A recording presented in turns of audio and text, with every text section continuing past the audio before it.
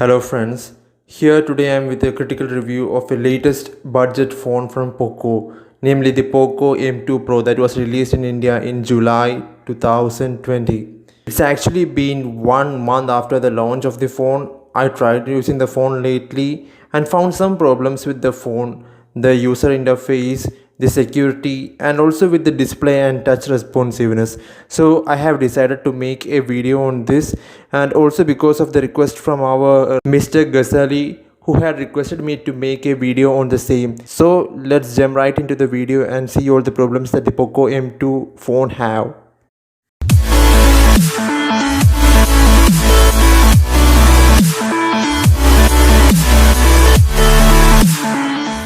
The Poco M2 is a budget phone with a display of 6.67 inches with 1080 x 2400 resolution, a Qualcomm 720G Snapdragon processor, 4 cameras with 48 megapixel main camera, 8 megapixel wide camera, 5 megapixel micro camera and 2 megapixel depth sensor, a RAM of 4 GB, internal storage of 64 GB and a battery capacity of 5020 milliampere. It comes in 3 color variations, namely black, violet and dazzling blue.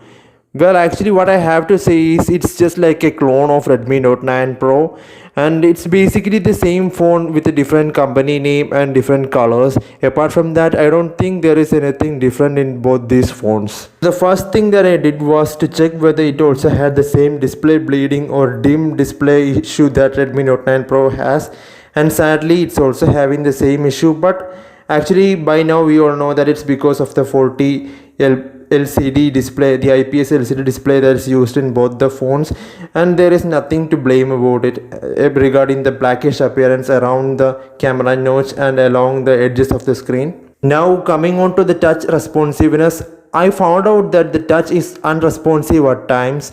Well, here I tried scrolling along the screen, the display a number of times, and you can see that there is a small lag in the responsiveness here.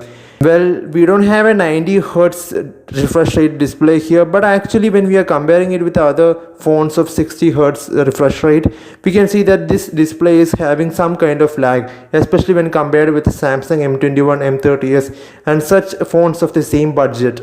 Now another problem that has been given about this phone is its lack of security or the security concern. Well, to start with, here we have the Helo app pre-installed in the phone, which was banned by the Indian government lately. But however, we can just go to the settings and uninstall this app, and there is no much problem about it.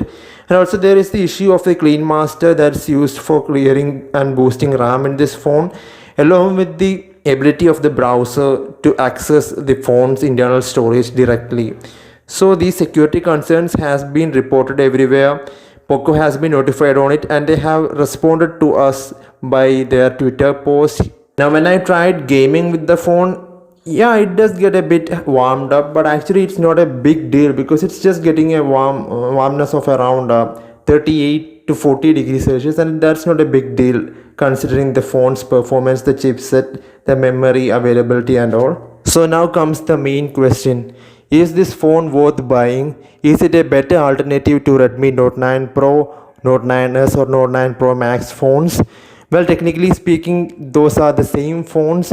Poco M2 Pro and Redmi Note 9 Pro, they are the same apart from the branding difference and the color variation. But if you really want to buy a good phone, then I will just suggest you to wait for some time, so that this current era of quad cameras of 48 megapixel, 8 megapixel wide camera, 5 megapixel macro camera and all, it will just get over in 2 or 3 months, and most companies will come up with new phones. So if you like this video, please click the like button, comment your doubts below, and in case you want to get any critical reviews on any phone models, you can just post them in the comments below and I will consider them for the next video. So thanks for watching. Bye till next video.